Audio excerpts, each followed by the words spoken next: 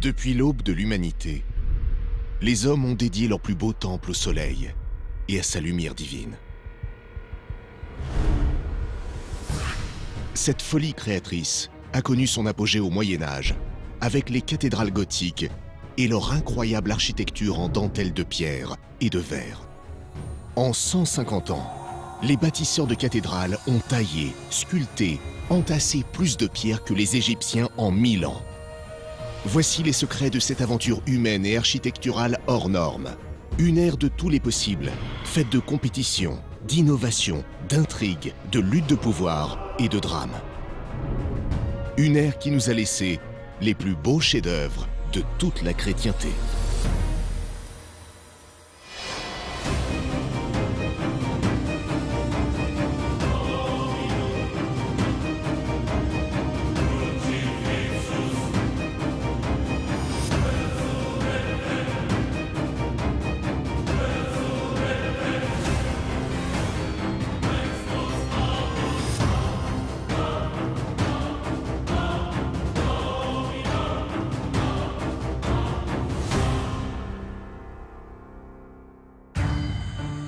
Au XIIe siècle, une incroyable fièvre bâtisseuse déferle sur le royaume de France. En 150 ans, 81 cathédrales gothiques sortent de terre. Ces chefs-d'œuvre de la chrétienté sont des témoignages du génie architectural des hommes, mais aussi de la toute-puissance des évêques. L'évêque faisait partie de ces grands hommes de pouvoir. Et donc, il en va de son prestige que d'avoir une église à sa mesure. Nous l'avons oublié aujourd'hui, mais les somptueuses cathédrales dans lesquelles siégeaient ces évêques ont parfois été le théâtre d'une histoire secrète, inavouable. Tout le Moyen-Âge n'est qu'en fait qu'une longue succession de luttes entre le pape et les rois. Les évêques et leurs cathédrales ont joué un rôle essentiel dans ces affrontements permanents. Certains d'entre eux étaient prêts à tout pour parvenir à leur fin. Ils terrorisaient la population. Personne, évidemment, n'osait se dresser seul contre un évêque qui était capable de vous envoyer au fond d'un cachot d'où vous ne ressortiriez jamais. Au Moyen-Âge, la cathédrale est donc bien plus qu'un simple monument religieux édifié à la gloire de Dieu. Terreur, conspiration, manipulation, les murs de ces splendides vaisseaux de pierre et de verre ont tout vu, tout connu, y compris le pire. Commettre un meurtre dans une cathédrale, en plus, à l'encontre d'un seigneur, c'est le crime suprême. On ira même jusqu'à y perpétrer des massacres, pour des raisons obscures ou insensées.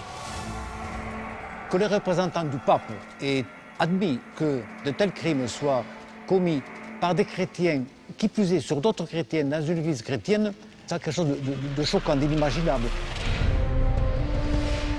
Combien d'intrigues, de complots et de conflits se sont-ils noués dans les coulisses de ces cathédrales? Rien ni personne ne semble avoir été épargné, pas même les saintes reliques. L'Église a parfaitement compris le pouvoir des reliques et il n'est pas interdit de penser qu'elle s'est laissée parfois aller à des pratiques dangereuses, voire interdites. Ces reliques vont jouer un rôle considérable dans la construction des cathédrales et renforceront le pouvoir des évêques. On va organiser des cérémonies autour des reliques pour susciter les dons. Ça va attirer les pèlerins, ça va permettre de pouvoir récolter des dons et de remplir les caisses de l'Église. Vous allez découvrir certains épisodes parmi les plus sombres et les plus méconnus de l'âge d'or des cathédrales.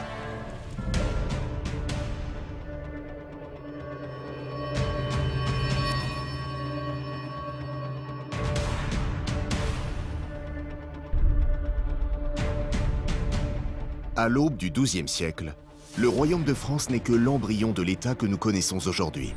Il traverse alors l'une des plus graves crises de son histoire. Le territoire est morcelé, divisé en provinces dirigées par des seigneurs locaux, dont certains contestent l'autorité du jeune roi Louis VI, monté sur le trône en 1108. Dès qu'on utilise le terme de roi, on imagine tout de suite un pouvoir très puissant, un peu à la lumière de celui de Louis XIV. Mais on est encore au tout début d'un pouvoir royal véritablement efficace. On est à une époque où le roi de France est l'autorité suprême, mais géographiquement, militairement et même pécuniairement, ça n'est pas lui forcément le plus riche. Il y a des vassaux qui sont autrement plus riches que lui. Louis VI cherche à rassembler toutes les régions de France sous sa couronne et tente de faire plier par la force les suzerains récalcitrants. Nous sommes dans un climat de violence entre les petits seigneurs, les princes territoriaux qui cherchent à s'accaparer le pouvoir, le territoire. Donc l'époque est extrêmement rude.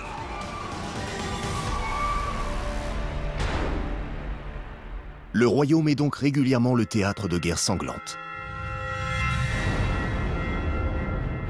Pour tenter de ramener la stabilité et d'unifier son royaume, Louis VI n'a pas le choix. Il doit s'appuyer sur l'Église, une institution incontournable au Moyen-Âge.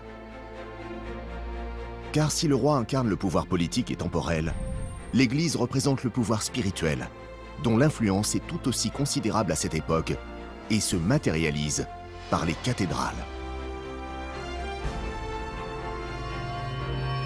L'homme du Moyen-Âge est un homme inquiet. C'est un homme qui pense non seulement à son avenir terrestre, mais à son avenir dans le ciel.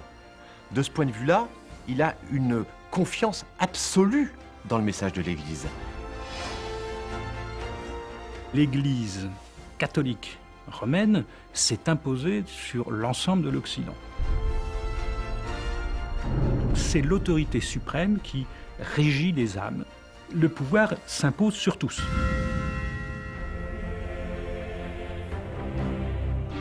Et pour faire rentrer dans le rang les seigneurs qui contestent l'autorité du roi, l'Église dispose d'une arme redoutable. Le pouvoir de l'Église n'est pas le pouvoir des armes, c'est la sanction.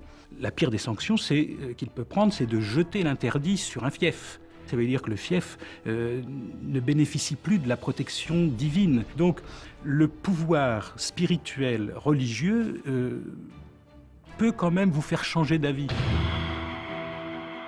Le roi et le pape sont donc les deux faces d'une même médaille et règnent main dans la main sur le royaume. D'un côté, le roi s'appuie sur l'autorité morale incontestée de l'Église pour asseoir son pouvoir. De l'autre, le pape compte sur la force militaire du souverain pour étendre l'emprise spirituelle de la religion catholique. Mais derrière cette alliance de façade, les rivalités ne sont jamais loin. Des rivalités qui vont connaître leur paroxysme à partir du XIIe siècle. La papauté, plus le temps passe, plus elle tente d'imposer ce qu'on va appeler la théocratie. Cette théocratie dont rêvent les papes, c'est un monde entièrement gouverné par la religion, où les rois seraient placés sous l'autorité du souverain pontife. Les rois sont rois en leur domaine, mais le roi vraiment de l'ensemble, c'est moi le pape.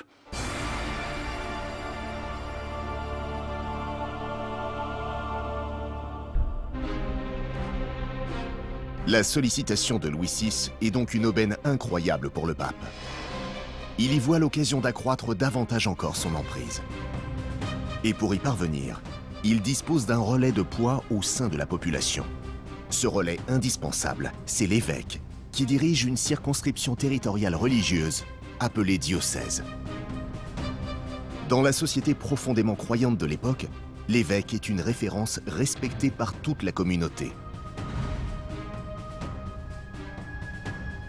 L'évêque, pour l'homme du Moyen-Âge, représente l'autorité suprême, beaucoup plus que le seigneur local. C'est une figure rassurante. Ce qu'il faut comprendre, c'est que les gens d'église exerçaient à la fois des fonctions religieuses, c'est-à-dire celles d'évêque, mais aussi des fonctions politiques. Donc l'évêque dans une cité était, si vous voulez, faisait partie de ces grands personnages publics et de ces grands hommes de pouvoir.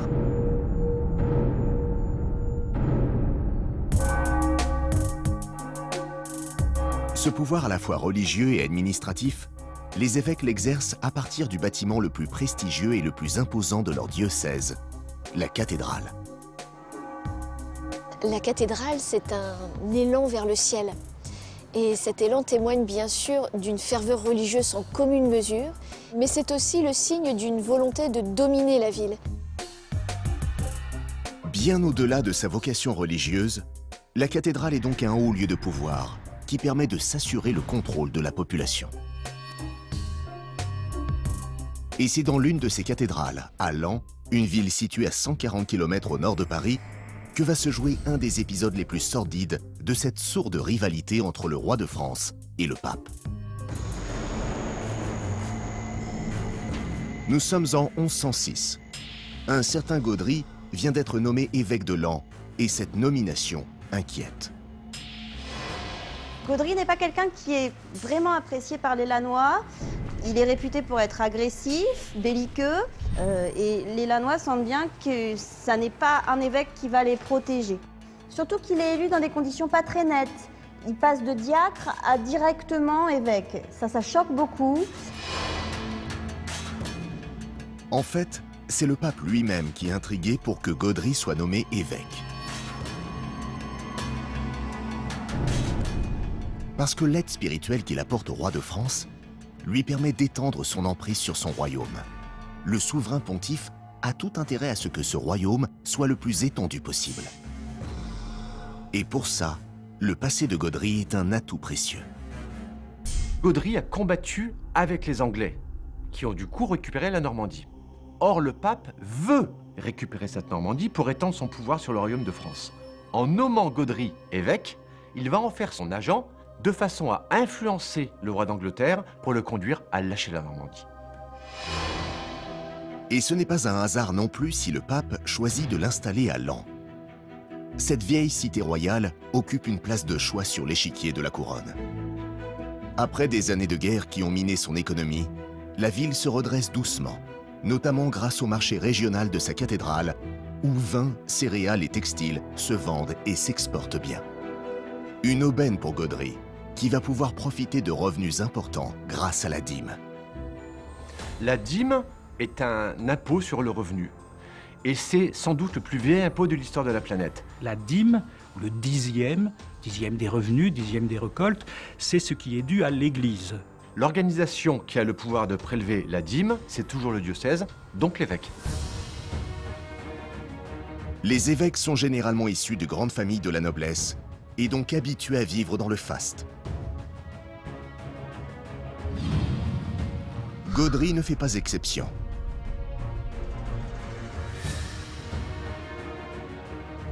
Mais son goût immodéré de l'argent fait rapidement grincer des dents.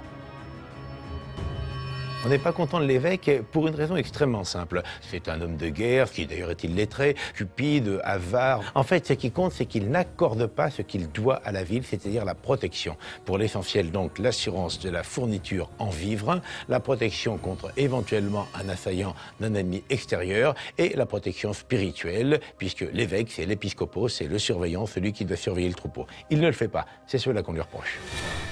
Loin de jouer le rôle rassurant d'un évêque, Gaudry ne fait donc aucun effort pour se faire adopter. Pire encore, il abuse d'une fiscalité arbitraire pour remplir ses caisses et refuse d'en faire profiter la communauté. Très vite, les Lannois comprennent que leur évêque est prêt à tout pour accroître sa fortune.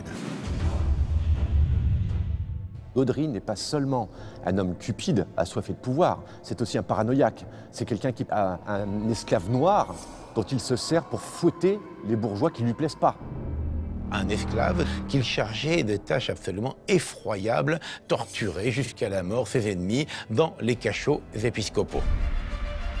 En ce début de XIIe siècle, pratiquement personne n'a croisé d'homme noir dans les campagnes françaises. La seule présence de cet esclave impressionne et terrifie. Pour ne rien arranger, Gaudry, qui se sait protégé par le pape en personne, n'hésite pas à intimider ouvertement toute la population. Il fait irruption chez les gens de la ville avec cet esclave noir dont il se sert pour pouvoir sommer les gens de payer immédiatement leur dû. Il terrorisait la population. Personne, évidemment, n'osait se dresser seul contre un évêque qui était capable de vous envoyer au fond d'un cachot d'où vous ne ressortiriez jamais après avoir subi les pires traitements, les pires tortures de la part d'un homme qu'on supposait à l'époque privé d'âme.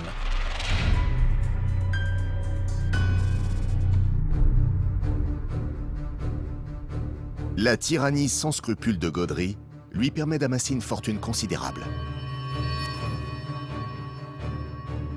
Mais si les Lannoy n'osent pas lui résister, l'évêque va bientôt se frotter à un adversaire d'une toute autre envergure, le roi de France lui-même.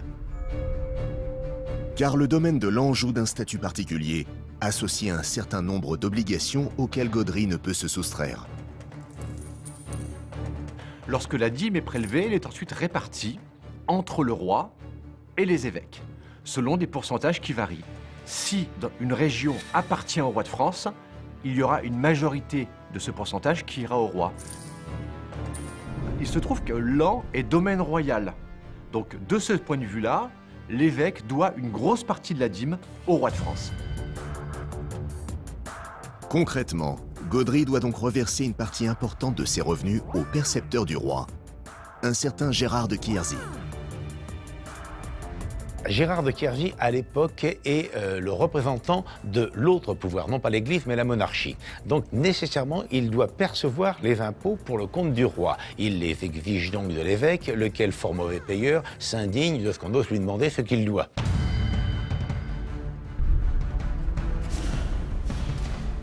Une fois de plus, Gaudry refuse de payer ce qu'il doit parce qu'il se sait protégé par le souverain pontife. L'évêque de Laon est persuadé que le roi, dont l'autorité est encore chancelante, n'osera jamais le forcer à remplir ses obligations, ce qui reviendrait à défier le pape en personne. Alors on a donc un jeu à trois. Il y a d'abord l'évêque, Gaudry, il y a ensuite Gérard de Quierzy, qui est le pouvoir féodal, représentant du roi, et il y a les habitants de la commune. Et l'affaire va devenir explosive.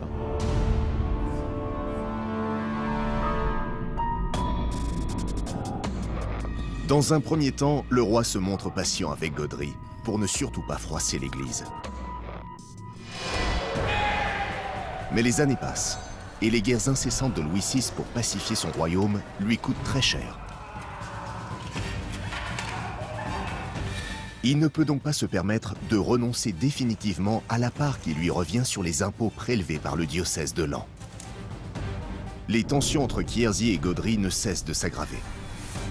Et en 1110, des récoltes catastrophiques vont tout faire basculer. L'époque est tout à fait catastrophique en ce qui concerne le climat. Une sécheresse réduit considérablement les récoltes, amaigrit les réserves de céréales et favorise la propagation des épidémies.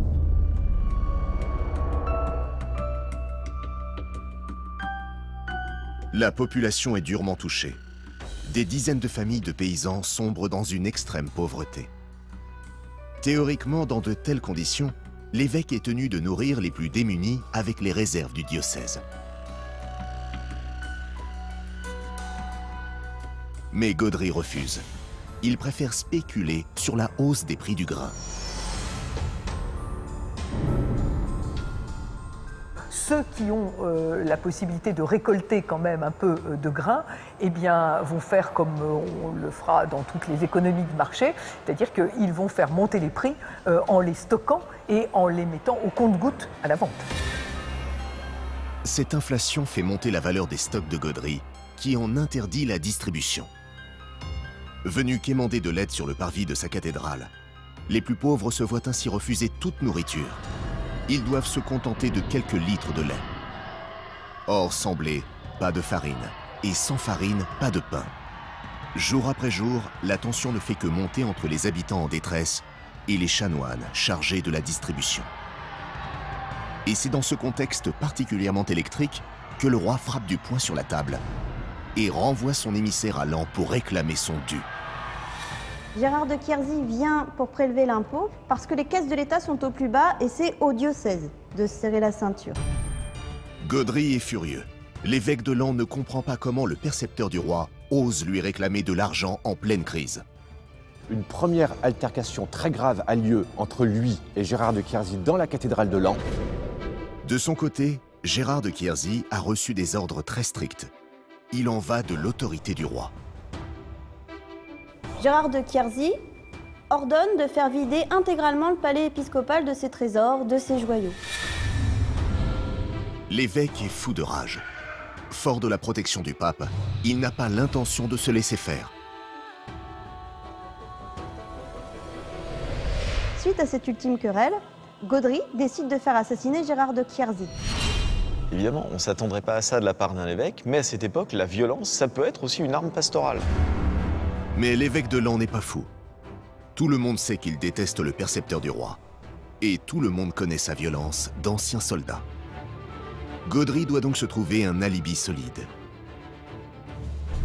Pour qu'aucun soupçon ne soit porté sur sa personne, il part à Rome quelques jours avant l'exécution du meurtre. Gaudry veille à faire un maximum de publicité autour de ce voyage. S'il veut être certain d'être mis hors de cause du meurtre qui se prépare, le roi lui-même doit être informé de son départ pour l'Italie. C'est donc au son des cloches de la cathédrale de Laon qu'il a ordonné de faire spécialement sonner pour l'occasion que l'évêque prend la route de Rome. Il quitte la ville de Laon, laissant Gérard tout content parce que ce dernier s'imagine que de l'absence de l'évêque, il va pouvoir profiter pour récupérer son dû. Il se présente donc au chapitre, il rencontre les chanoines, lesquels lui assurent qu'ils ne peuvent pas ouvrir les coffres en l'absence de l'évêque. Les chanoines ont pour instruction de ne rien lui donner. En revanche, ils vont l'inviter à se retirer pour prier. Pour le percepteur, les chanoines ne font que reculer pour mieux sauter. Dans l'espoir de les amadouer, il accepte néanmoins d'aller prier dans la cathédrale. Gérard de Quierzy traverse ainsi toute la nef et s'agenouille devant une statue du Christ en croix. Mais à peine a-t-il fermé les yeux pour entrer en prière, qu'une lame de fer lui tranche brutalement la gorge. Gérard de Quierzy est retrouvé gisant dans son sang. Ça a un retentissement énorme.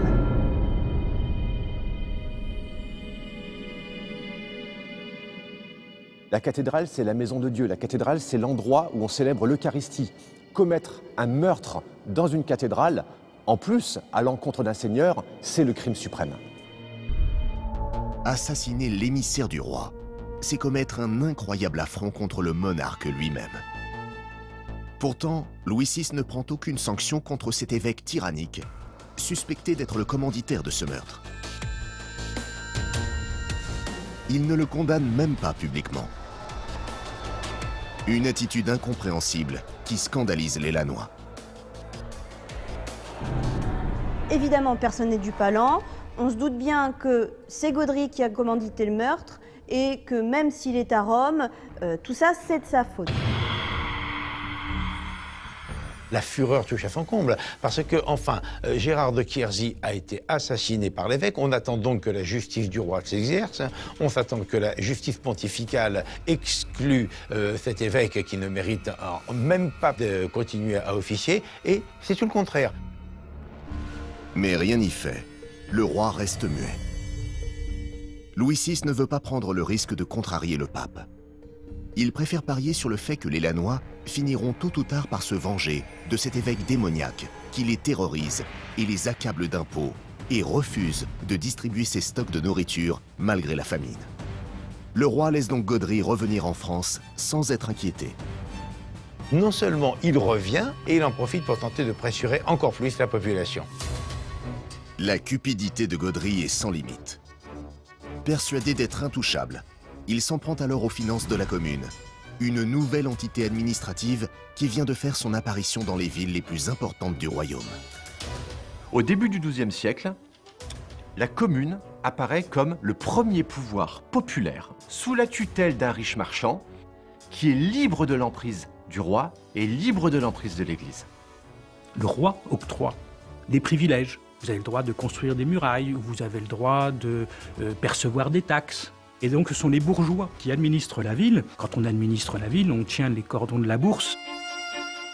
Tant qu'il s'en prenait à des personnes ou des familles isolées, l'évêque de Laon avait l'avantage de la force. Mais cette fois, il se heurte à un collectif déterminé. Alors lorsque Gaudry a le culot, après les avoir pressurés, d'en plus vouloir supprimer la commune, eh bien on comprend que la fureur atteigne un sommet. Ces habitants vont se regrouper pour défendre leurs droits face à l'évêque et vont même se regrouper sous serment, sous la forme d'une conjuration, pour mettre fin au pouvoir abusif de l'évêque. Après 6 années de persécution, les Lanois sont à bout. La peur cède brutalement la place à la rage. Il est temps de se débarrasser une bonne fois pour toutes de ce tyran sans scrupules. Au printemps 1112, ils passent à l'action. Le 25 avril, après une messe de Pâques, Gaudry dîne dans son palais. Et là, il entend des clameurs, une rumeur publique. C'est un groupe de gens qui arrivent armés devant son palais pour s'en prendre à lui. Ce qui se cache derrière la fureur du peuple de l'An, qui est une véritable folie. Et ils sont devenus fous, à proprement parler, ils ont perdu tout sens du sacré. Eh bien, c'est qu'on les a mis à bout. Et arrivé au bout, eh bien, ils ne raisonnent plus. Le groupe pénètre dans la cathédrale et se rend devant les portes qui communiquent avec le palais épiscopal. Il ne lui faut que quelques minutes pour les défoncer. Puis le groupe se sépare, tandis que certains hommes bloquent toutes les issues. Les autres mettent le feu à une partie du bâtiment. Lorsqu'on vient lui dire que la population en fureur se presse aux portes du palais épiscopal. Dans un premier temps, il refuse de le croire. Il n'imagine pas qu'avec le système de terreur qu'il a imposé, on puisse se révolter. Puis, il prend vite conscience qu'il y a des hommes en armes qui entrent, qui saccagent les parties basses du palais. Il se met lui-même aux fenêtres, nous dit la chronique, il envoie des pierres, des flèches. Mais comme son courage n'est pas à la hauteur de ses autres qualités d'escroc, il finit par s'enfuir. Trop tard. Les vêtements d'un domestique qu'il enfile en toute hâte pour tenter de tromper ses agresseurs ne le sauveront pas. Pas plus que le tonneau dans lequel il tente de se dissimuler au dernier moment. Le prélat est tiré par les cheveux hors du tonneau, frappé, battu. Il a beau supplier parce qu'il se montre d'une lâcheté lamentable. Il promet qu'il paiera, il promet qu'il ne sera plus évêque, qu'il s'en ira. Et rien n'y fait, la fureur déborde. Ça fait trop d'années que la population de l'An subit ces outrages. Gaudry est traîné dans les rues comme un vulgaire bandit de grand chemin. Les quelques chanoines qui se portent courageusement à son secours sont massacrés sur place pendant le pillage du palais épiscopal. Des nobles tentent à leur tour d'intervenir pour que le prisonnier soit traduit devant une cour de justice officielle, mais les forcenés sont déchaînés.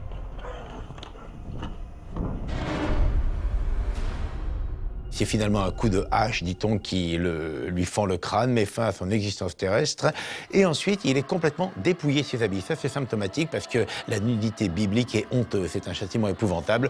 La dépouille nue est traînée dans une ruelle, abandonnée aux chiens, aux corbeaux. En fait, elle sera inhumée un peu plus tard. Voilà la triste fin que méritait le sœur Gaudry.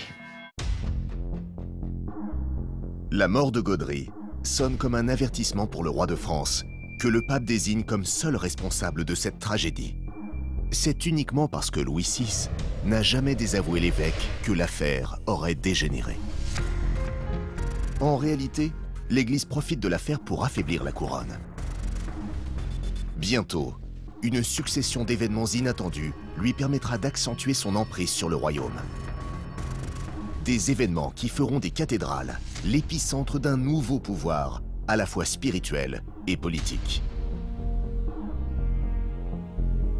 Nous sommes en 1137, 25 ans après le meurtre de l'évêque Gaudry. Malade, Louis VI vient de s'éteindre. Et c'est son fils Louis VII qui lui succède. Avec lui, les luttes de pouvoir entre l'Église et la couronne de France vont encore s'intensifier. Louis VII est un roi complexe. Il a une vraie vocation ecclésiastique. C'est un homme très très pieux. Pas d'une maturité toujours suffisante pour affronter les énormes problèmes qui se posent au royaume de France. Louis VII n'est pas seulement immature. Il est volontiers irascible, parfois victime de crises de folie d'une rare violence. Une violence qui oblige son entourage à le surveiller de près. Il a comme, entre guillemets, premier ministre, l'abbé Suger, qui est un homme extrêmement puissant, influent, intelligent. L'abbé Suger dirige alors la plus puissante abbaye de France, à Saint-Denis. C'était un ami d'enfance de Louis VI, dont il était devenu le plus proche conseiller. À la cour, on s'attend logiquement à ce que Suger remplisse les mêmes fonctions auprès du jeune héritier. Mais depuis quelques années, l'abbé de Saint-Denis est obsédé par une autre mission encore plus importante à ses yeux. Faire de son abbatiale la plus belle et la plus grande des églises jamais construites. Suger est hanté par l'idée de faire en sorte que son église ressemble à la Jérusalem céleste. C'est-à-dire qu'on ait une église dans laquelle la lumen, c'est-à-dire la lumière physique, coïncide avec la lux, la lumière spirituelle. Et pour l'abbé Suger, ça va être très difficile de canaliser ce roi. À l'époque, tout le monde pense que la piété de Louis VII sera un atout pour calmer les rivalités qui opposent l'Église de Rome à la royauté française, qui se disputent parfois les mêmes territoires, comme à Laon. Mais très vite, Louis VII montre au contraire qu'il n'a pas du tout l'intention de partager son pouvoir avec l'Église. Malgré les conseils avisés de Suger à qui il est confié, Louis VII devient vite incontrôlable. Le roi a vraiment envie d'avoir de bonnes relations avec les évêques à condition de les nommer. Et il va nommer ou inciter à la nomination à des charges ecclésiastiques des individus qui déplaisent à la papauté.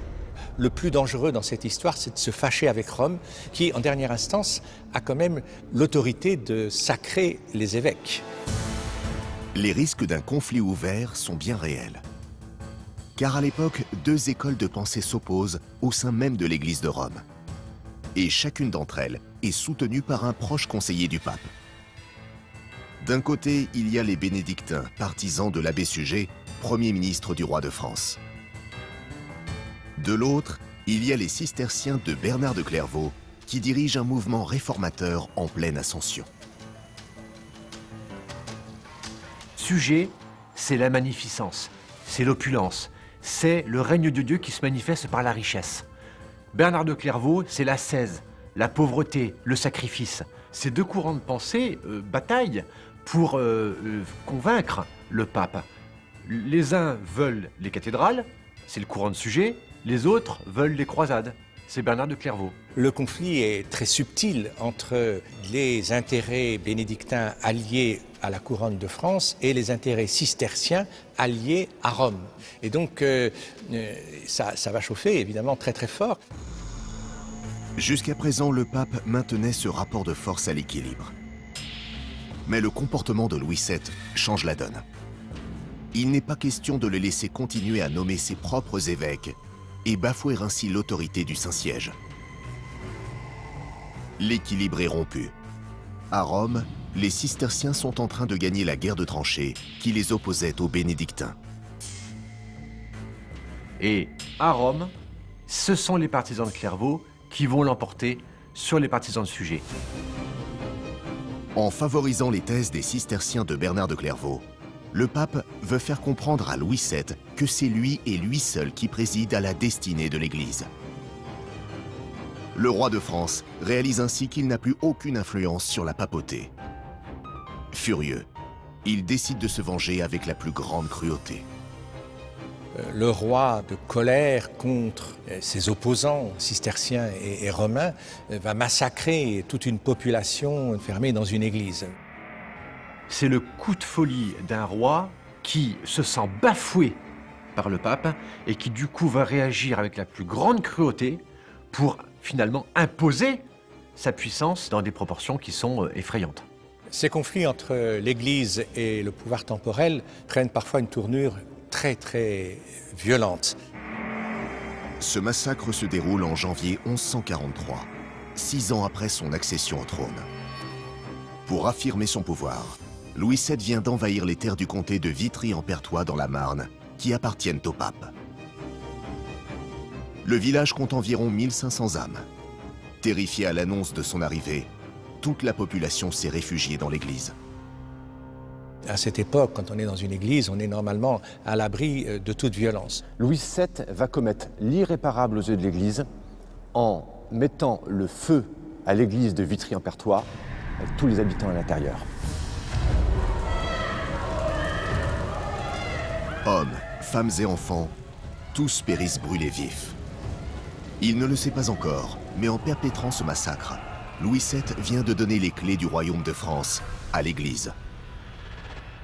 Car lorsqu'il apprend la nouvelle, Bernard de Clairvaux somme le pape de réunir une assemblée extraordinaire pour châtier ce roi barbare. Cette assemblée lui inflige à l'unanimité la pire des sanctions pour un roi chrétien, l'excommunication. Autrement dit, une exclusion publique de la communauté chrétienne. Mais si le roi est excommunié, c'est très embêtant parce qu'il ne peut plus, d'une certaine manière, exercer son pouvoir sacré, qui dépend de l'Église. Il est sacré par l'Église. La cérémonie du sacre crée un lien particulier entre le roi et Dieu. Si le roi est excommunié, d'une certaine manière, ce lien est brisé.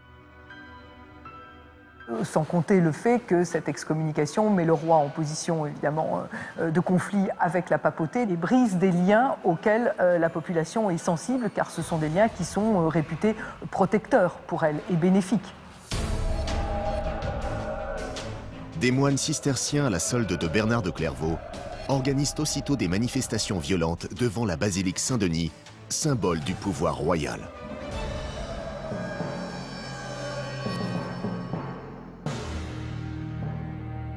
Derrière les murs de son abbaye, l'abbé Suger comprend qu'il est urgent de trouver une solution pour faire lever cette terrible sanction.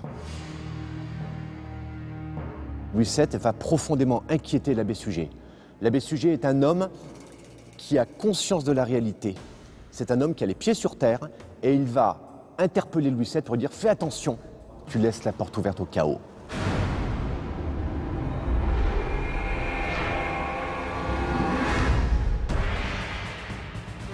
Grâce à l'intercession de l'abbé Suger, qui a su conserver l'oreille du pape, un accord est enfin trouvé en 1144, un an après le massacre de Vitry-en-Perthois.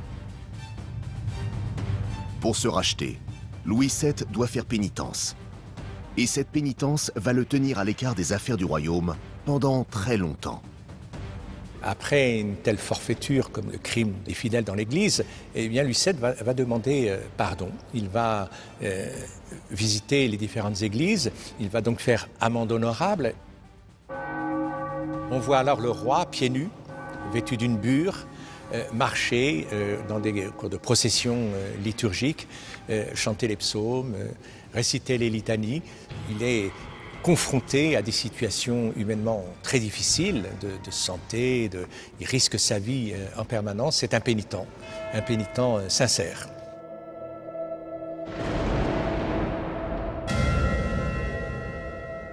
Cette pénitence est une victoire éclatante pour Bernard de Clairvaux. Plus influent que jamais, il veut désormais convaincre le pape de repartir à la conquête de la Terre Sainte. 50 ans plus tôt, la première croisade a permis de reprendre Jérusalem aux musulmans. Mais depuis, l'armée turque bloque le passage. Les pèlerinages sont de nouveau impossibles. L'un des problèmes majeurs à cette époque, c'est le rapport avec les lieux saints. Donc Jérusalem, bien sûr, est le lieu où le Christ est mort, Bethléem, là où il est né. Depuis l'époque constantinienne, des basiliques ont été construites et sont le lieu de pèlerinage très intense. Et le pèlerinage à Jérusalem est tout d'un coup compromis par cette montée de l'islam qui occupe ces différents lieux. Et donc l'Église a une obsession. Reprendre les lieux saints, c'est-à-dire les lieux où Jésus a enseigné, où il a souffert, où il est mort, et qui maintenant sont la propriété des infidèles, des païens. Donc c'est l'occasion pour le pape de lancer des croisades qui vont permettre de pouvoir ramener le troupeau dans le droit chemin. Sous l'impulsion de Bernard de Clairvaux, une deuxième croisade se prépare donc pour libérer les accès aux lieux saints. Mais qui devra en prendre la tête? Pour mobiliser les troupes de fidèles, il faut un homme de prestige. L'occasion est trop belle de se débarrasser complètement de Louis VII. Bernard de Clairvaux et Innocent III vont profiter de la faiblesse de Louis VII, qui est un homme très pieux, velléitaire, pour le convaincre de partir en croisade, de quitter le territoire de France, d'aller se battre à Jérusalem pour délivrer le tombeau du Christ. Et ça sera l'occasion pour le pape et pour Bernard de Clairvaux de dire à ce roi excommunié « Va sauver ton âme, pars aux croisades et on lèvera l'excommunication ». Persuadé que cette croisade lui permettra de redorer son blason, Louis VII ne voit pas le piège qui se referme sur son royaume. Car une fois le roi parti, l'Église pourra étendre son emprise sur la France en toute impunité. Il a là une véritable et très intelligente stratégie. Ils savent très bien que le roi a intérêt à partir en croisade, mais que partant en croisade, il emmènera toutes les forces vives. Et ainsi, Le roi ayant emmené tous les aristocrates, les guerriers, les bellatores donc en Terre Sainte, le royaume de France sera à la merci du pouvoir papal, du pouvoir clérical. Il pourra donc, pendant ces 2 années, installer en paix ses évêques, ses surveillants, qui, de chefs spirituels de la cité, deviendront les véritables chefs politiques. Les évêques de France vont pouvoir faire ce qu'ils veulent en n'ayant plus de compte à rendre qu'au pape. Mais il y a un inconvénient majeur, c'est que l'argent qui devait servir à la construction des cathédrales va être investi pour financer la croisade, parce qu'il faut payer les soldats. Il est donc impératif que cette croisade soit un succès et qu'elle rapporte de l'argent pour continuer à construire des cathédrales. C'est l'avenir des cathédrales qui est en jeu. Enfin politicien qu'il est, l'abbé Suger a parfaitement compris la manœuvre. La longue pénitence de Louis VII a déjà beaucoup affaibli le pouvoir royal. Son départ avec ses meilleurs vassaux ne fera qu'empirer les choses. Malgré les conseils de Suger qui lui dit de rester en France, de ne pas partir, Louis VII fait la sourde oreille. Pour lui, la priorité absolue, c'est de retrouver la plénitude de la grâce et de faire lever son excommunication.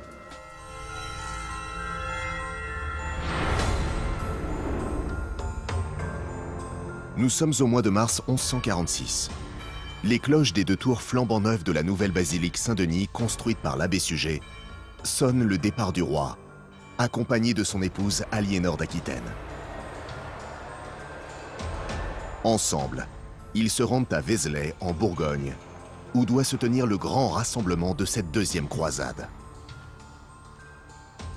Le rassemblement de Vézelay est sans doute une mise en scène, mais en tout cas, on garde ce souvenir d'une foule extrêmement nombreuse, à tel point que quelques temps après, sur le lieu même où Saint Bernard a prêché, eh bien, on va même construire une chapelle. Donc on sent dès l'époque que cet événement est très très fort, et on le veut, on l'a organisé comme tel.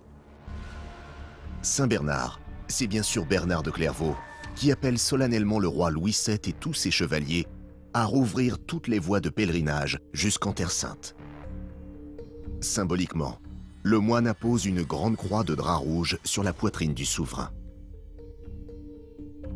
Il joue de son charisme et de son poids politique pour réunir à Vézelay la cour, les grands seigneurs, le roi, Louis VII, et orchestrer complètement cet événement. Et avec aussi cette idée que, puisque le roi de France, il est sacré, il est choisi par Dieu, donc c'est à lui, en quelque sorte, de prendre la tête de la croisade. Nous sommes le 11 mars 1146. La 2e croisade vient de commencer. Bernard de Clairvaux et le pape ont réussi un coup magistral. Maintenant que le royaume de France est à leur merci, le moment est venu d'y appliquer la plus grande réforme que l'Église ait connue. Une réforme bien sûr destinée à renforcer davantage encore le pouvoir de l'Église. depuis le milieu du XIe siècle, l'Église a entrepris une réforme. On l'appelle réforme grégorienne, du nom du pape Grégoire VII, qui règne vers 1075. Et cette réforme consiste pour l'Église à reprendre une place centrale dans la société, dans la politique, dans l'économie de l'Occident médiéval, au moment où celui-ci connaît une croissance remarquable. Et lorsque Louis VII part en croisade, c'est l'occasion de franchir une nouvelle étape et pour l'Église d'accroître encore son influence au sein des villes. Donc pendant 2 ans, la France, qui est régentée par un abbé, Suger, qui est le conseiller du roi, mais qui a des accointances avec le pape, est en quelque sorte livrée au pouvoir grégorien, au pouvoir du pape, qui va en paix pouvoir installer ses évêques à la tête des cités. Isolé, Suger ne peut pas lutter pour défendre les prérogatives du roi. D'autant que la folie des grandeurs de l'abbé pour bâtir sa basilique d'une splendeur inégalée à Saint-Denis est de plus en plus contestée, notamment par Bernard de Clairvaux. En position de force, ce dernier ne se prive pas de placer tous ses fidèles dans les palais épiscopaux du royaume. En quelques mois, il se bâtit un réseau d'influence tentaculaire. Il faut se rappeler que l'épiscopos, c'est-à-dire en grec le surveillant, c'est un héritage de l'Antiquité grecque puis romaine. C'était en quelque sorte un super préfet et c'est ce que devient l'évêque. Bien sûr, il a la charge spirituelle chrétienne, mais il est avant tout le préfet, celui qui surveille. Il devient tout simplement le chef politique de la ville au cours de cette deuxième croisade. Il est loin le temps où des évêques comme Gaudry à Laon devaient composer avec le roi de France. Désormais, ces nouveaux chefs n'obéissent plus qu'à eux-mêmes et au pape. Ils recrutent des agents dans toutes les villes, des hommes chargés de prélever l'impôt, surveiller la population et faire régner l'ordre. Symbole de leur toute-puissance, la cathédrale qui domine la cité. Au XIIe siècle, l'évêque, c'est un grand seigneur spirituel, un grand seigneur temporel. Et donc, il en va de son prestige que d'avoir une église à sa mesure. L'état d'esprit d'un évêque qui parvient dans une nouvelle cité, eh bien, il est assez simple à comprendre. Il lui faut gagner fortune et pouvoir, l'une dépendant de l'autre. Dans le même temps, c'est un homme politique, un homme qui doit signaler sa puissance, et le symbole monumental, le signe sera évidemment la cathédrale. Partout dans le royaume de France, ces nouveaux évêques veulent ériger des églises plus hautes et plus belles encore que celles qui existent. Paradoxalement, ces chefs-d'œuvre n'auraient peut-être jamais vu le jour sans l'affaiblissement du pouvoir royal provoqué par Louis VII. Incontestablement, on observe, si vous voulez, dans un espace assez réduit, finalement, du nord, notamment du Royaume de France, mais un peu plus loin aussi, on observe la floraison de toute une série d'églises avec une véritable émulation entre les cités, chacun voulant avoir l'église la plus moderne et éventuellement la plus haute aussi.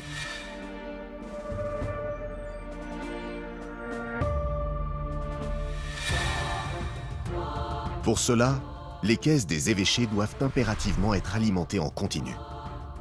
Mais les dons des habitants et les impôts prélevés par le clergé ne suffisent pas.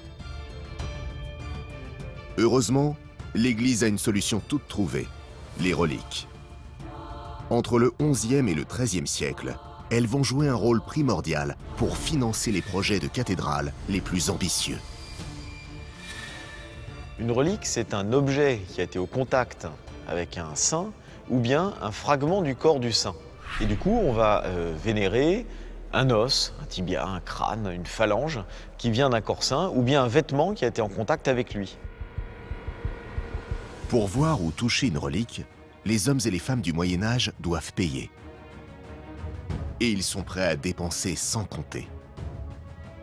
Alors peut-être le plus difficile pour un esprit contemporain, relativement au Moyen-Âge, est-il de comprendre l'importance absolument capitale, gigantesque des reliques. Les reliques constituent une manne considérable pour l'Église, qui l'a bien compris et qui va parfois abuser de leur pouvoir de séduction. La relique, on la promène solennellement, on en fait payer chèrement l'accès quand il le faut, mais surtout, malgré tout, on la montre à tout le monde. Du plus humble serf jusqu'au roi de France, tout le monde doit voir pour croire. L'Église va même s'adonner à de troublantes dérives.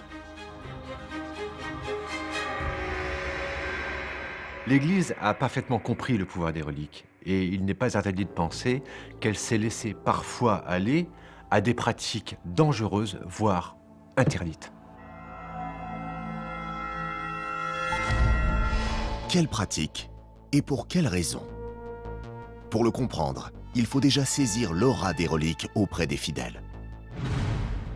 Tout commence par le pouvoir qu'il leur prête. L'évêque va en jouer de façon maximale, au point que pour construire une cathédrale, il faut une relique. Capable d'accomplir des miracles, elle garantirait également une vie meilleure dans l'au-delà.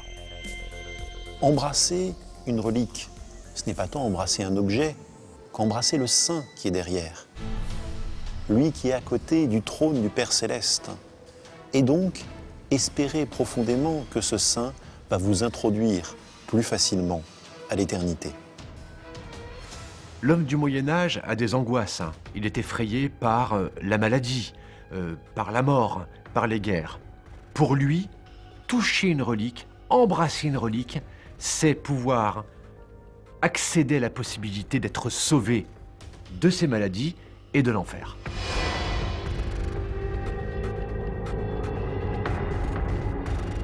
On ne peut imaginer ce que ressent un homme du XIIIe siècle si on n'a pas profondément à l'esprit, au cœur, le fait que sa vie est limitée, qu'il est déjà en projection sur l'au-delà, qu'une de ses grandes angoisses et un de ses grands espoirs, c'est que la vie continue, que réellement l'éternité lui tende les bras. Le raisonnement des fidèles est simple. Si un saint peut faire des miracles, un fragment de son corps, de sa tunique, ou même un simple objet qu'il utilisait peut le faire aussi. Alors, pour espérer en bénéficier, ils sont prêts à parcourir des centaines de kilomètres et à payer le prix fort. Et de son côté, l'Église fait tout pour satisfaire les pèlerins. On va organiser des cérémonies autour des reliques pour susciter les dons. Dans toutes les églises, on va voir apparaître des reliques qui seront savamment mises en scène. Ça va attirer les pèlerins, ça va permettre de pouvoir récolter des dons et de remplir les caisses de l'église. Ce pouvoir d'attraction est une véritable bénédiction. Et les évêques, quand ils projettent de construire une cathédrale, savent qu'ils ont la solution pour financer les chantiers. Pour les évêques bâtisseurs de cathédrales, ces reliques sont une aubaine. Elles permettent de récolter un maximum d'argent pour la construction de l'édifice.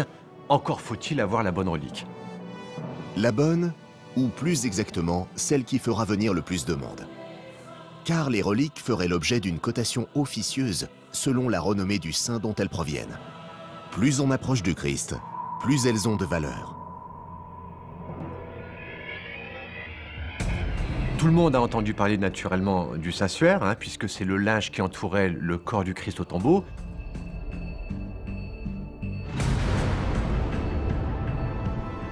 Mais il en existe d'autres. Il y a la croix, des morceaux de la croix du Christ. Il y a la couronne d'épines du Christ.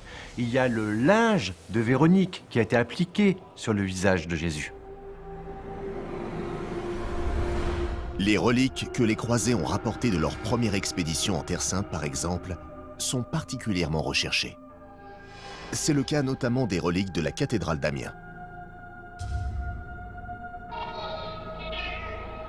L'histoire de ces reliques est auréolée de gloire au travers des légendes qui peuvent être narrées quant à leur invention, puisque lorsqu'on découvre une relique, on parle de l'invention d'une relique. Et à Amiens, nous disposons de deux reliques que l'on appelle la couronne et la croix du Paraclet, qui présentent notamment des morceaux de la vraie croix et de la couronne d'épines.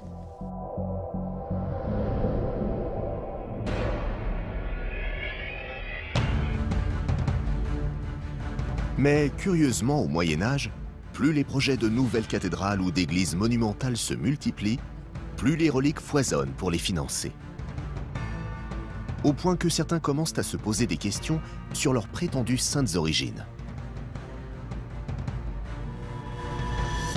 On n'a en fait aucune preuve de l'authenticité de ces reliques. Les reliques ont évidemment suscité beaucoup d'adulation au Moyen-Âge, mais aussi pas mal de questions. Les reliques affluent de partout, on ne sait souvent pas d'où elles viennent. Théoriquement, il est strictement interdit de déterrer le corps d'une personne canonisée pour se servir sur sa dépouille. Mais à Rome, les papes sont les premiers à enfreindre la règle pour alimenter le marché selon les besoins. Chaque église à l'époque veut sa relique. Du coup, on va démembrer le corps des saints. C'est à qui aura le tibia, la tête, le cœur, un morceau de vêtement. Et on va mettre en pièces le corps des saints ou prétendus saints. Ce trafic a commencé dès le IXe siècle et n'a cessé de se développer par la suite. À Rome, on ne compte plus les évêques ou les abbés qui pillent les catacombes pour se procurer les précieux restes, soit en les achetant, soit en les volant purement et simplement. Au XIIe siècle, le phénomène a pris une telle ampleur que certains esprits perspicaces se posent ouvertement des questions sur l'origine des reliques présentées en France et en Allemagne. Le plus célèbre d'entre eux est lui-même un homme d'église, Guibert de Nogent.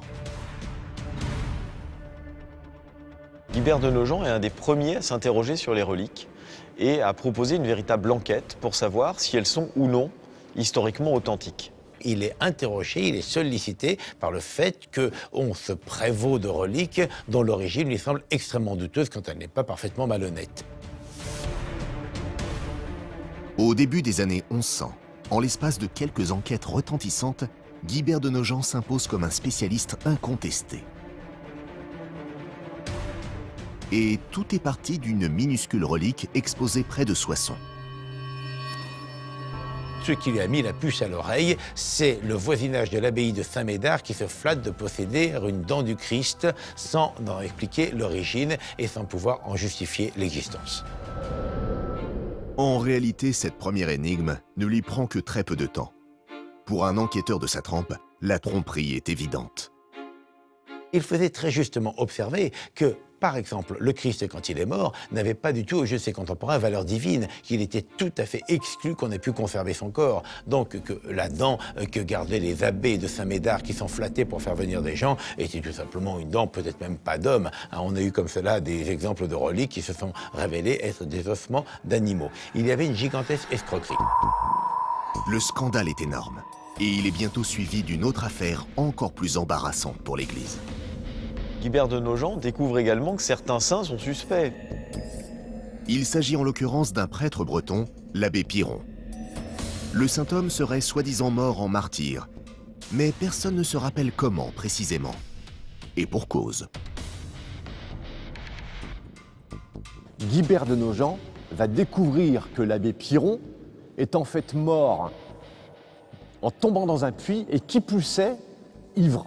Il va alors s'exclamer, mais quel est ce saint que vous croyez vertueux et qui en fait est un ivrogne? Et là, il va dire, mais ces gens que vous croyez saints ne le sont pas. C'est vrai que c'est assez amusant d'imaginer que des milliers de fidèles viennent se recueillir sur sa tombe en imaginant que c'est un saint martyr. Et Guibert de Nogent n'est pas au bout de ses surprises. Quelque temps plus tard, il réalise qu'une même relique est présentée simultanément à plusieurs endroits. Guibert de Nogent, dans son enquête, conclut qu'au Moyen-Âge, ce ne sont pas moins de 3 chefs de Saint Jean-Baptiste qui sont vénérés. Amiens dispose d'une de ces reliques. Alors on nous pose souvent la question qui est-elle authentique? Il faut savoir qu'aujourd'hui, dans le monde, 3 reliques du chef de Saint Jean-Baptiste existent encore, l'une se trouvant à la grande mosquée des Omeyyades à Damas et une autre à l'île de Saint-Ivan en Bulgarie, découverte en 2010 suite à des fouilles archéologiques. La question reste donc entière quant à l'authenticité de cette relique-ci. La découverte de Guibert de Nogent laisse entendre finalement que toutes ces affaires de vénération de reliques sont une véritable escroquerie. Des accusations évidemment très graves pour l'Église. Mais Guibert de Nogent est si réputé qu'il est intouchable, impossible de le faire taire. Ces découvertes représentent pourtant une menace directe pour les cathédrales en chantier. Si les fidèles perdaient la foi, les pèlerinages cesseraient et les caisses se videraient. Heureusement pour les évêques, cette accumulation de scandales autour des reliques n'aura paradoxalement aucun effet sur les processions. Si on prend l'exemple de la relique de la Sainte Face de Saint Jean-Baptiste à la cathédrale d'Amiens, la peau du visage de Saint Jean-Baptiste. Pour les habitants d'Amiens au XIIIe siècle, l'essentiel, c'est que cette relique soit efficace, c'est qu'elle apporte des miracles et que quand on la vénère, on puisse être exaucé dans ses prières. La question de savoir si c'est la vraie ou pas la vraie, elle ne se pose pas dans les mêmes termes qu'aujourd'hui. Même la découverte de plusieurs saintuaires, la relique la plus vénérée de toute la chrétienté, n'y changera rien. Le saintuaire est pourtant le linge traditionnel qui enveloppait le Christ dans sa tombe. Comme Guibert de Nogent ne manque pas de le relever, par définition, il ne peut y en avoir qu'un. On a un sanctuaire à Cadouin, on a un sanctuaire à Besançon, on a un sanctuaire qui apparaît dans le cours du Moyen-Âge en Savoie. Bon, cette multiplication des sanctuaires ne pose aucun problème. Parce que ce qui compte pour l'Église, c'est qu'il y ait une dévotion authentique au Christ dans tous les endroits où on présente ce type de relique. La foi est aveugle, la foi a besoin d'un signe. Même si ce cheveu n'est pas de la Vierge, il suffit que je pense qu'il est de la Vierge et je crois. La foi ne s'embarrasse pas de la contingence. Il ne s'agit pas de prouver scientifiquement qu'il s'agit bien d'un morceau du corps de la personne. Il s'agit d'avoir un objet qui, spirituellement, soit efficace. Et cela, Guibert ne le conteste pas. Guibert pense que la foi, évidemment, transcende tout cela. Ce qu'il dénonce, c'est le pur matérialisme mercantile des moines qui, dit-il, eux qui savent que le cheveu n'est pas de la Vierge, alors sont blasphématoires. Un temps déstabilisé par les enquêtes de Guibert de Nogent, les évêques bâtisseurs sont vite rassurés par cette crédulité généralisée. Certains hommes d'église commettent même les pires forfaits, encouragés par l'approbation silencieuse des pèlerins. Un très bon exemple est donné par Sainte-Foy de Conques, une petite fille de 13 à 15 ans qui a été martyrisée. Son crâne a été récupéré par l'église Sainte-Foy d'Agen et un abbé de Conques se flatte, se vante d'être allé la voler et de l'avoir rapportée à l'abbaye de Conques, qui devient un important centre de pèlerinage. La relique reste investie d'un pouvoir très fort, d'un pouvoir magique. Et quels que soient les avertissements de Guibert de Nogent, le fidèle va continuer à attribuer à la relique un pouvoir surnaturel. Un pouvoir surnaturel qui parfois dépasse l'entendement, comme à Chartres par exemple.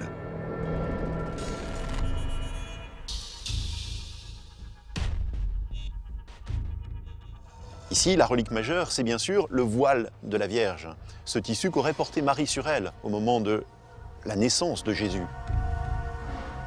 Imaginez ce qu'elle représente pour ces pèlerins qui viennent donc et offrent aussi, quelque part, quelque chose de leur patrimoine. Le voile de la Vierge aurait permis l'accomplissement de nombreux miracles attestés par l'Église. Mais en se replongeant dans l'histoire de cette relique, on peut découvrir que certains évêques peu scrupuleux étaient vraiment prêts à tout pour trouver de l'argent. Nous sommes en 1194. Comme ses pairs avant lui, l'évêque Renaud de Bar veut une nouvelle cathédrale plus spacieuse, plus lumineuse et plus somptueuse que celle qui accueille alors le fameux voile. Son nouveau projet est si dispendieux que les habitants de la ville rechignent à le financer. C'est alors qu'un curieux incendie ravage complètement l'ancien édifice 3 jours durant. L'incendie qui touche fin juin 1194 cette vieille cathédrale romane construite aux alentours de l'an 1000 est un événement considérable. Toute l'Europe est au courant. Ce n'est pas la première fois qu'une cathédrale romane prend feu au moment où son évêque rêve justement de la remplacer par un nouveau monument gothique. Mais cette fois, si l'Europe entière est au courant, c'est parce que le voile de la Vierge et les moines qui le protégeaient ont disparu dans le sinistre. Perdre une relique aussi importante, c'est une véritable catastrophe au Moyen-Âge. On perd la protection divine pour toute la ville. La première chose à faire est naturellement d'inspecter minutieusement toutes les ruines. Et quand, au bout de 3 jours, les flammes sont éteintes et qu'on vient regarder ce qu'il en est du sinistre, on constate d'abord que la vieille crypte, ce long parcours souterrain, a été conservé. Après des fouilles minutieuses, aucun corps, même calciné, n'est retrouvé. Les moines qui surveillaient la relique auraient-ils survécu? L'espoir renaît. Ils ont peut-être pu sauver des flammes le voile de la Vierge. D'autant que, quelques jours plus tard, coup de théâtre. Alors qu'on croit cette relique perdue, voilà que 3 chanoines ont eu le temps de descendre par cet escalier et d'arriver ici dans la crypte et de se cacher. Et 3 jours après, ils refont surface. En fait, ils s'étaient mis à l'abri ici avec la relique. Vous imaginez bien que pour le peuple, si ces moines ont été sauvés, c'est grâce au voile de la Vierge. Et c'est donc un miracle.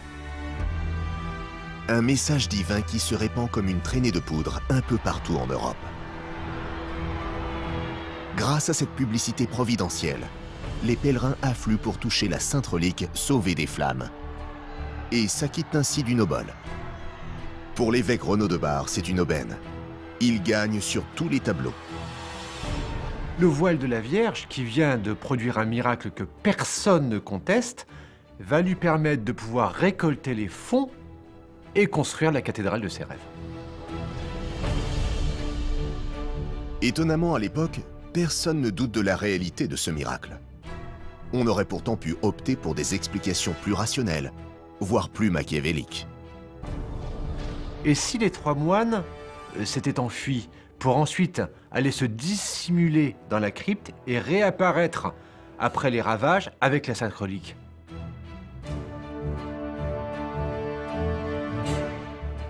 Une hypothèse pas totalement absurde, si l'on en juge par la suite des événements.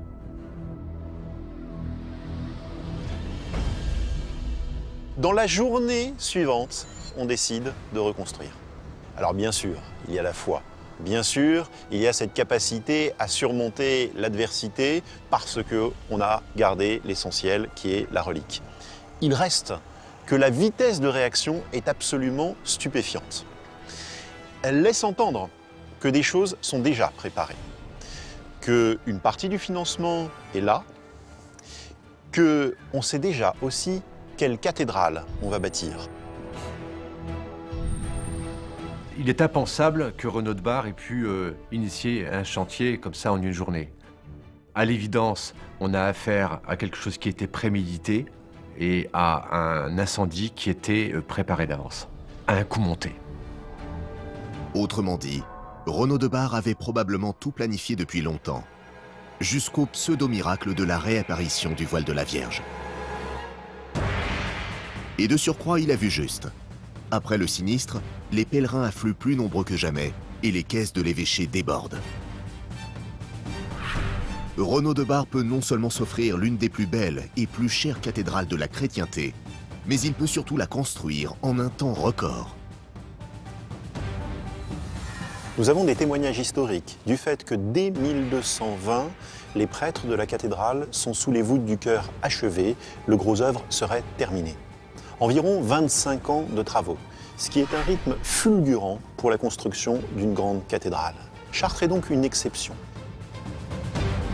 À Chartres, le machiavélisme de Renaud de Bar a donc été payant. Le pouvoir de la Sainte Relique a produit l'effet désiré.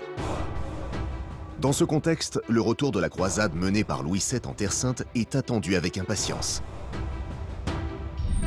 On espère de nouvelles reliques par dizaines qui devraient financer de nouveaux projets de cathédrales. Malheureusement pour l'Église et le Royaume de France, cette deuxième croisade est un cuisant échec. L'argent qu'on attendait n'est pas là. Donc on revient de croisade non seulement sans trésor, mais on a dilapidé la fortune du royaume et la fortune de l'Église pour une expédition qui n'a servi à rien. N'ayant plus d'argent, les chantiers des cathédrales sont interrompus et on peut dire que ce retour d'expédition signe le début du déclin des cathédrales.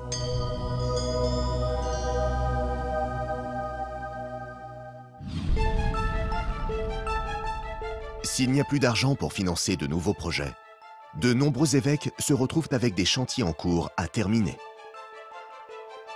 Pour cela, il n'est pas question de laisser leur grande œuvre inachevée. Il en va de leur prestige. Ils vont donc tout faire pour terminer coûte que coûte leur cathédrale, jusqu'à contester ouvertement l'autorité du roi.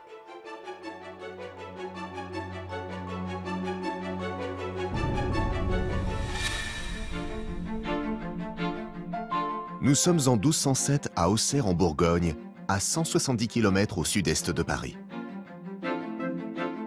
Guillaume de Seignelay est un homme d'église ambitieux.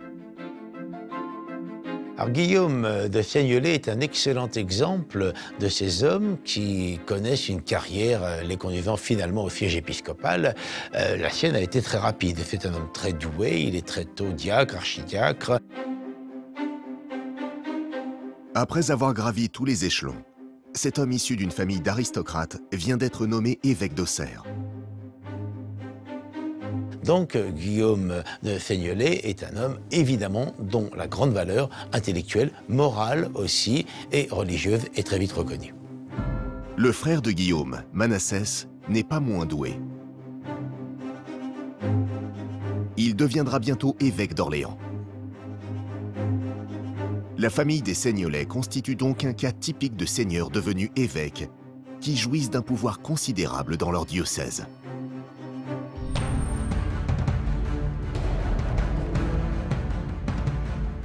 En 1207, Guillaume vient de lancer les travaux de sa future cathédrale à Auxerre.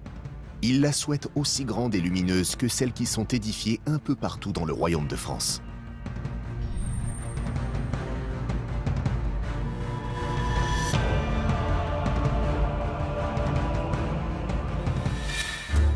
C'est alors que le roi Philippe Auguste, qui a succédé à Louis VII, demande aux deux frères Seignelay de l'accompagner en Bretagne pour y assiéger une place forte qui conteste son autorité royale. Un ordre qui n'a rien d'extraordinaire à l'époque. Le vassal doit répondre à l'appel du roi et doit payer l'armée. Il n'est vassal que pour cela. Il doit au roi la guerre. Et c'est le devoir, c'est la fonction d'un noble. S'il ne répond pas à cet appel élémentaire, là il est dépossédé. Les frères Seignelay sont donc à la fois vassaux du roi et membres éminents du clergé.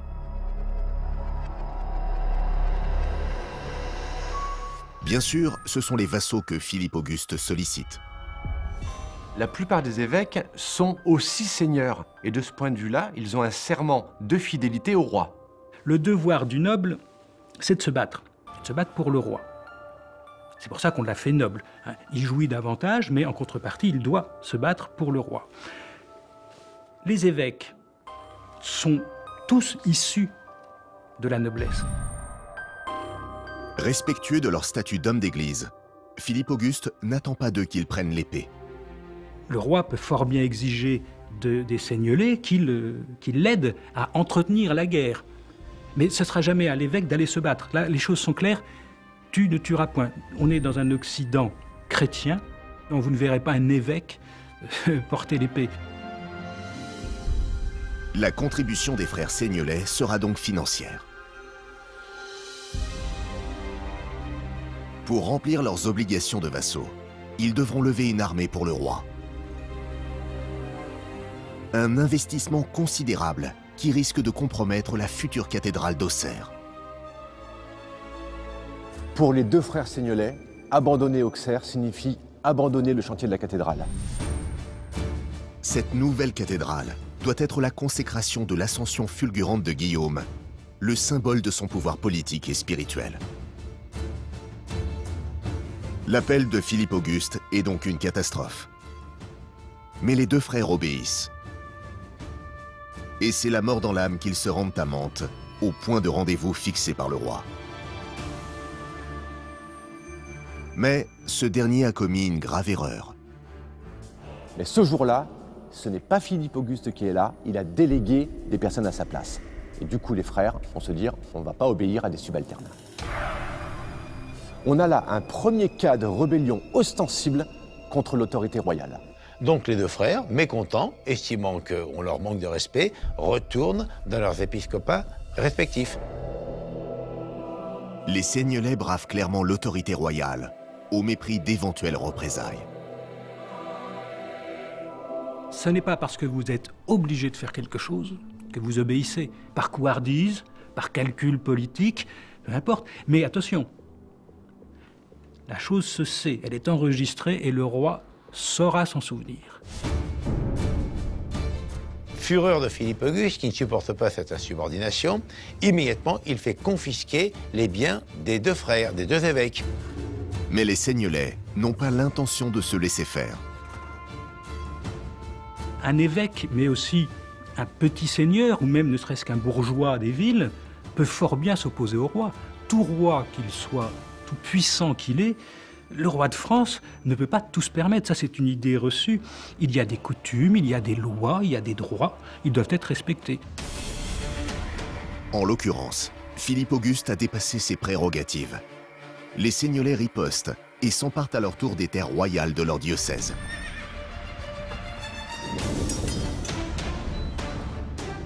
Dans la foulée, ils excommunient tous les officiers au service de Philippe Auguste.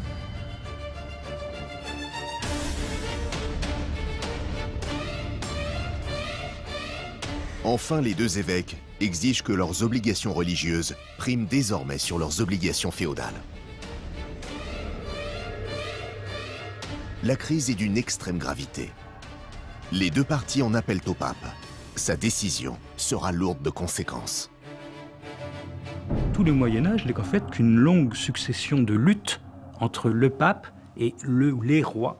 À savoir, les rois n'ont jamais voulu que des papes soient supérieurs en autorité, et le pape a toujours voulu s'imposer comme étant le pape de toute la chrétienté.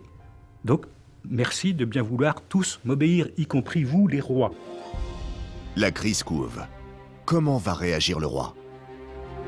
Il faut d'urgence intervenir, on est en 1211, le pape se dépêche d'arbitrer le conflit. Philippe s'apaise, il accepte de rendre leurs biens aux frères, lesquels lui rendent ses biens. et sont exemptés de guerre. S'il n'en montre rien, c'est un terrible camouflet pour Philippe Auguste. Le rapport de force qui opposait l'Église à la couronne de France depuis le début du règne de son père Louis VII a définitivement basculé en faveur de Rome. Pourtant, la papauté doit beaucoup au roi de France. Il n'y aurait pas de papauté sans eux. Donc à chaque fois, le pape, qui n'a pas d'armée, ne peut se maintenir sur son trône pontifical que parce que des rois puissants ont bien voulu qu'il en soit ainsi. Les deux ont besoin l'un de l'autre et ne peuvent pas vivre l'un sans l'autre. Cette fois-ci, Philippe Auguste a cédé. Désormais, les évêques ne participeront plus à l'effort de guerre royale. D'une certaine façon, la cathédrale d'Auxerre vient de terrasser l'autorité royale. Tout ça n'empêche pas Guillaume de Seignelay d'être un des grands évêques bâtisseurs du début du XIIIe siècle, puisqu'il entreprend la cathédrale d'Auxerre sous sa forme actuelle. Et donc, il manifeste, comme beaucoup de prélats de cette génération, que nous sommes au cœur du temps des cathédrales. Si la cathédrale d'Auxerre de Guillaume de Seignelay matérialisera à jamais une terrible défaite politique pour le roi de France, une autre lutte de pouvoir, qui s'est jouée au même moment dans une autre cathédrale, lui sera plus favorable. Nous sommes le 29 juillet 1209 à Béziers, dans le sud de la France. Perchée sur un promontoire qui domine toute la ville, la cathédrale vient d'être le théâtre de l'un des carnages les plus abominables de toute l'histoire des cathédrales. Ici, nous sommes dans le cloître de la cathédrale Saint-Nazaire à Béziers, et c'est ici même, dans cette cathédrale, qu'il y a eu un bûcher énorme, où des flammes gigantesques sont venues lécher le plafond de la cathédrale. Le feu d'une telle intensité que l'église a éclaté, ce qui laisse imaginer ce qu'a pu être l'incendie dans cette église. Elle a éclaté littéralement. Elle s'est fendue en deux. Alors que s'est-il vraiment passé à Béziers ce fameux 29 juillet 1209? Qui a ordonné ce massacre? Et pourquoi avoir osé le perpétrer dans une cathédrale, le lieu le plus sacré de toute la chrétienté? Enfin, quel a été le rôle du roi de France dans cette tragédie? Que les représentants du pape aient admis, aient accepté et même poussé à ce que de tels crimes soient commis par des chrétiens, qui plus est sur d'autres chrétiens dans une église chrétienne, c'est quelque chose de choquant, d'inimaginable. Voici l'histoire de l'une des pages les plus sombres de toute la chrétienté. Pour la comprendre, il faut remonter 2 siècles plus tôt, lorsqu'une nouvelle religion fait son apparition dans le sud de la France. Le catharisme est un mouvement spirituel qui apparaît dans le sud de la France au début du XIe siècle, mais il a des origines beaucoup plus anciennes en Europe. Ces religieux cathares, en fait, ont voulu revenir aux sources, aux origines du christianisme, la pauvreté, la simplicité, le prêche parmi les gens, pour expliquer ce qu'était la parole du Christ, une religion d'amour, de tolérance, d'ouverture et de respect. Ils se pensent comme la suite des premiers disciples du Christ. Ils ne supportent pas la richesse exécrable et insolente de l'Église. Les cathares sont donc une branche dissidente du catholicisme. 2 siècles plus tard, ils continuent de séduire de plus en plus d'adeptes, même si leur nombre reste encore limité. Peut-être que dans le sud de la France, où c'est le plus répandu, peut-être que 7 à 8% en certains endroits de la population a pu être plus ou moins touché par ce mouvement. Mais au début du XIIIe siècle, ce pourcentage, si faible soit-il, défie ouvertement l'autorité du pape Innocent III, qui vient justement de se faire élire sur la promesse d'éradiquer toutes les formes d'hérésie. Une hérésie, c'est un dogme qui contredit le dogme de l'Église catholique. C'est un crime contre Dieu, l'hérésie. C'est bien pire qu'un meurtre. Pour le pape, en tout cas pour la tête de l'Église, c'est inacceptable. Quiconque tente de remettre en cause le dogme se pose en ennemi de l'Église. Donc il faut le pourchasser. et on va décider de liquider cette hérésie parce qu'elle représente une sorte de lèpre qui risque de gagner tout le royaume. Le temps presse. Les cathares sont déjà solidement implantés dans plusieurs villes du sud, dont Albi. C'est d'ailleurs pour cette raison qu'on les surnomme bientôt les Albigeois. Après plusieurs tentatives pacifiques sans résultat pour les faire revenir dans le droit chemin, le pape décide de passer à la manière forte.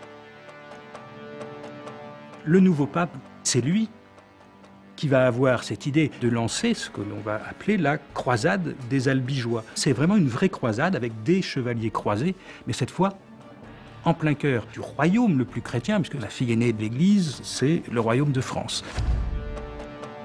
Pour le roi Philippe Auguste, cet appel du pape à la croisade sur ses propres terres est un vrai problème. Tous les seigneurs, petits ou grands, les rois chrétiens de l'Europe médiévale, doivent répondre à l'appel du pape. Et si le pape a besoin d'une armée, les seigneurs, quels qu'ils soient, sont censés répondre à son appel et lui fournir le contingent nécessaire. Philippe Auguste hésite. Il ne veut pas être le bourreau de ses propres sujets. D'un autre côté, il ne peut pas non plus se mettre à dos le pape. Sommé de prendre une décision, il choisit le compromis. Il dit non, je n'irai pas. Il interdit aux grands seigneurs, et notamment à ses proches parents, d'y participer. Mais tous les autres barons qu'ils souhaiteront pourront effectivement partir en croisade. Philippe Auguste agit de manière très habile. En envoyant ses vassaux, il manifeste sa présence dans la croisade contre les Albigeois, mais en étant absent en tant que personne, il laisse entendre finalement aux gens du Sud que le roi dans cette histoire n'est pas impliqué et que du coup il n'est pas contre eux. En cédant au pape, Philippe Auguste vient sans le savoir de condamner les habitants de Béziers et leur cathédrale, dont l'effondrement aura bientôt des répercussions considérables sur l'exercice du pouvoir au sein de la chrétienté. Car la ville est l'une des toutes premières qui se dresse sur le chemin des croisés.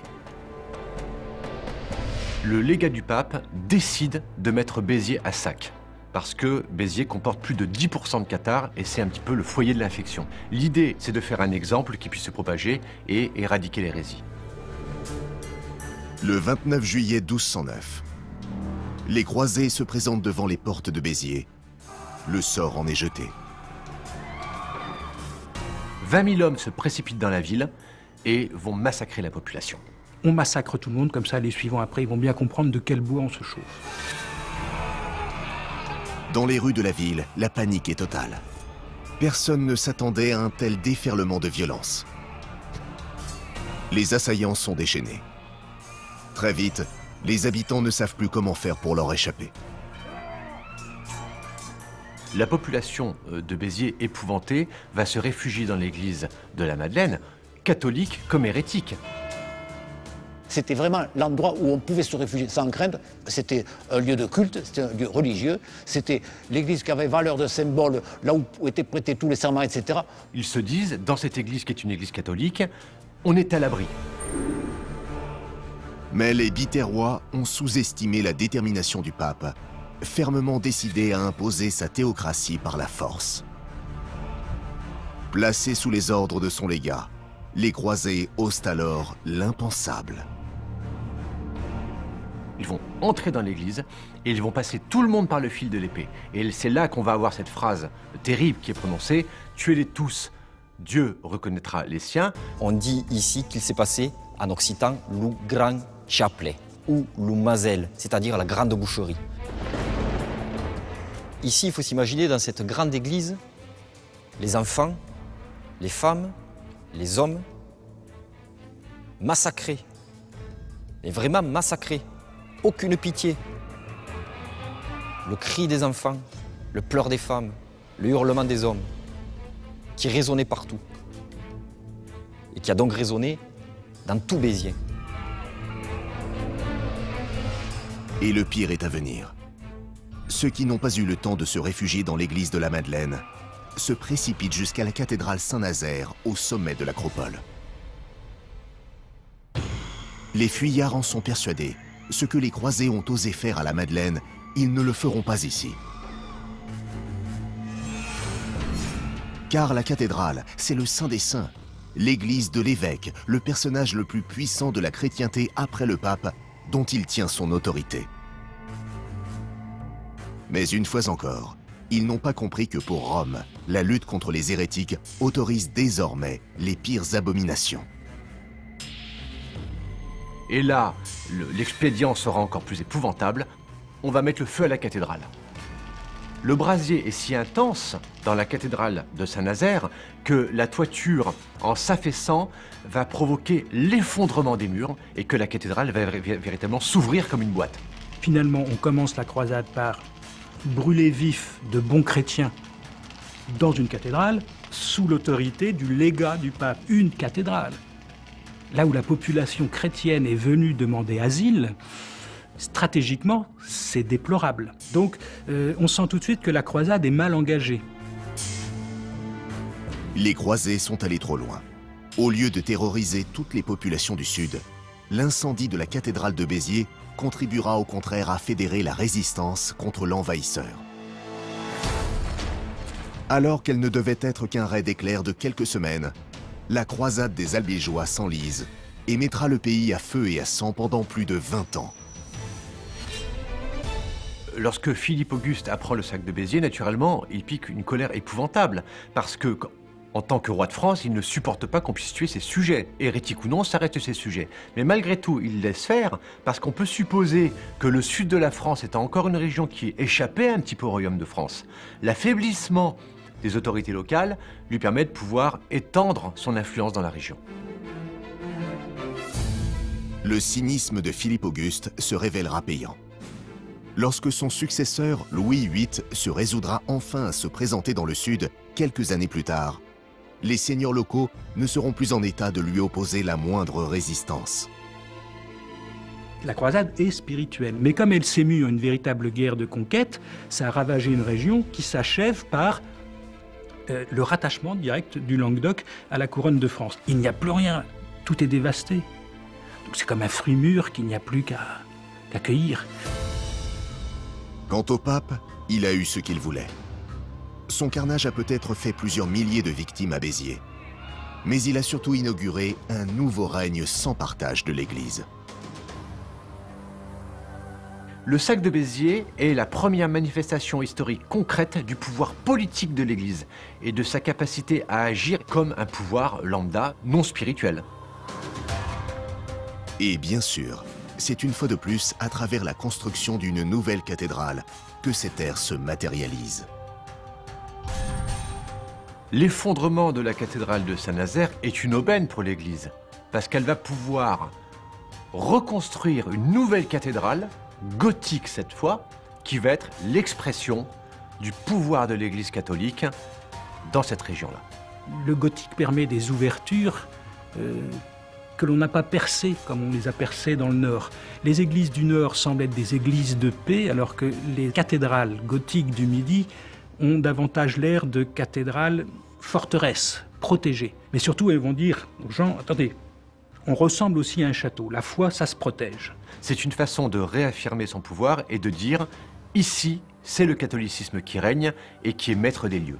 Les programmes architecturaux de l'époque sont des programmes religieux et politiques. Tout va de pair.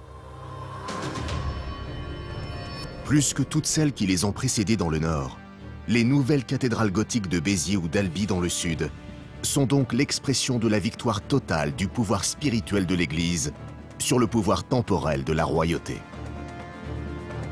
Une victoire qui conclut plus de 150 années de lutte de pouvoir, de rivalité sournoise et de concurrence inavouée entre les papes et les rois de France. Un siècle et demi d'affrontements publics ou secrets, dont les cathédrales sont devenues bien malgré elles le symbole, à coups d'intrigues sordides, de conspirations ignobles et de meurtres crapuleux. Comme en témoignent les 81 splendides vaisseaux de pierre et de verre sortis de terre au cours de l'âge d'or des cathédrales qui s'achèvent, l'Église de Rome ne sera jamais aussi puissante qu'en cette fin de XIIIe siècle. Après avoir séduit les fidèles en leur offrant des palais divins d'une somptuosité inégalable. Elle gouvernera désormais leurs âmes en usant de cette nouvelle arme inaugurée à Béziers, la terreur.